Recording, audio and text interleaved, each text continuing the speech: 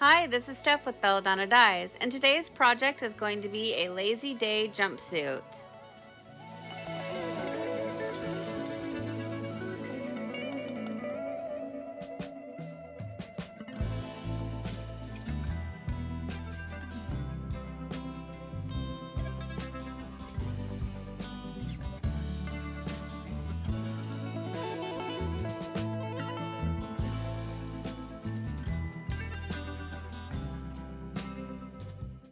This is one of the few projects that I tied up off of camera just to save on time, and that way I could sit down, relax, and watch a movie and just enjoy myself.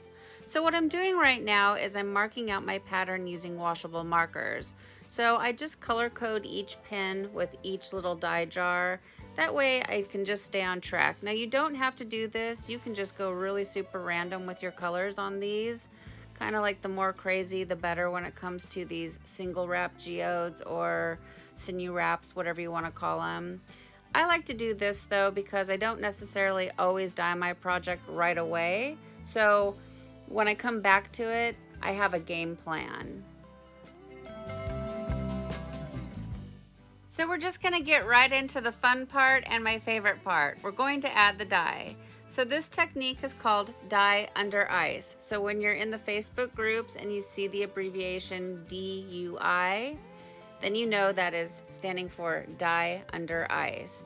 And for this particular color palette, I'm going with the greens and the purples. I had my sister in mind when making this. Remember, she was going to Hawaii, and so she's got beautiful red hair, and greens and purples are her favorite colors. So that's what I'm doing with this one, and it turns out really beautiful.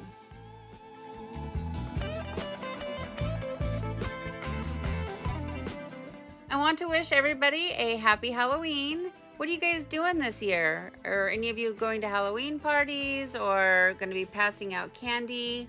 I won't be doing either of those. I have to work, and then I'm going to go to bed early and just take it really easy. Plus, you know, with COVID still sort of lingering around, it's not worth it. So for this particular tie, if you're curious how I did it, I have other tutorials where I show how I wrap up geodes or sinew wraps or single geodes, lots of things where I use sinew. And I'm using my sinew puller and matching caddy set that I get from boredomwithjen.com. So I want to remind you guys that today is the very last day that the 10% off coupon code will work. So if you have not gotten yourself a sinew puller and matching caddy set yet, I highly recommend that you go right over after you watch this tutorial and get yourself one and take advantage of the 10% off. And the link is down below in the description box. Next, I give the project a quick little sprinkle of soda ash for good measure, and this is going to be a Muck ice dye. So I'm going to add my ice, and I'm going to add enough ice to where I don't see any fabric showing through anymore. You don't need to fill up your entire container to the top because the project doesn't need to float. You just want it to be covered and soaking in there a little bit. And then you hear me say, trust the muck.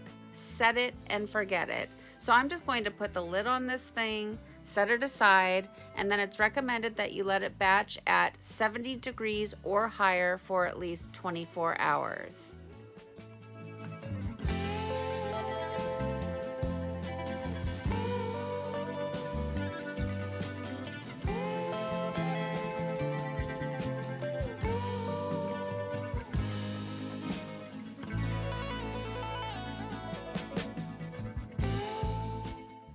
Look at all that muck water. It looks terrifying, I know, but for some reason this just works out, and I don't really know the scientific answer behind it, and I honestly don't really care because it just works.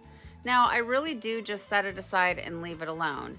If you have to pick up your container and move it, try to do so carefully. I have had experiences where I have picked it up and moved it, and the darkness of the muck water gets on my light colors, and they do sort of have a dingy look, but it's not the end of the world, so just really set it and forget it.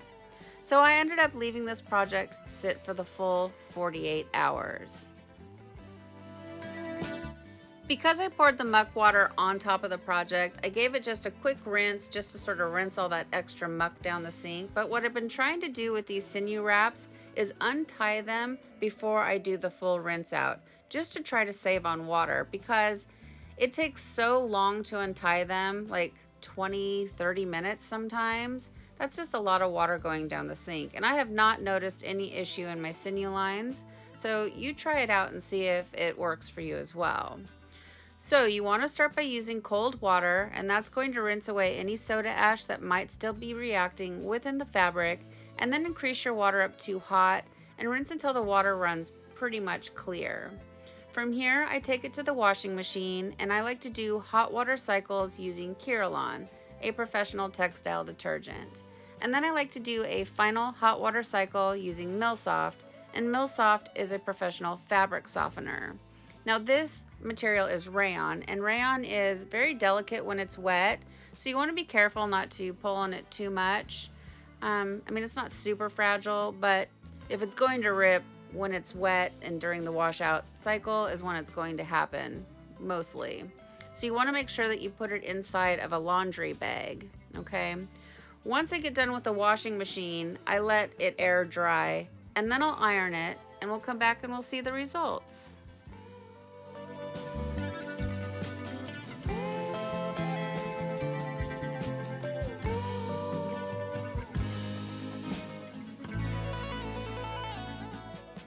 Well, here it is, guys. Here's our Lazy Day jumpsuit, and I think it turned out beautiful.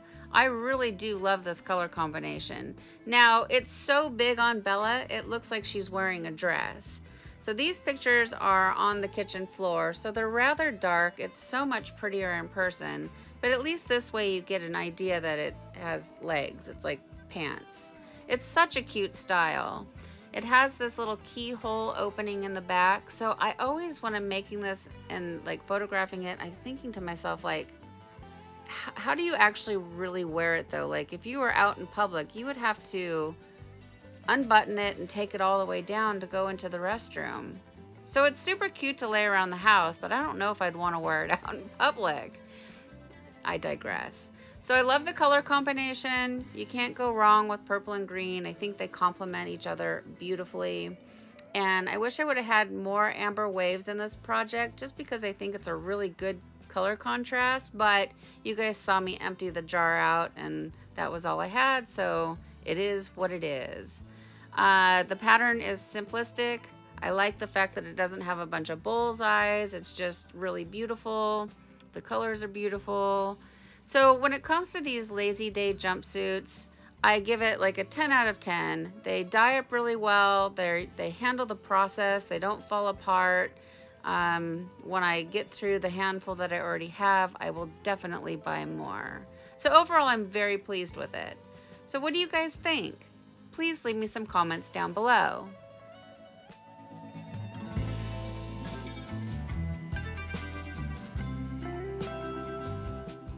Thank you so much for watching. Please subscribe to my channel, leave a thumbs up, and click the bell and set it to all.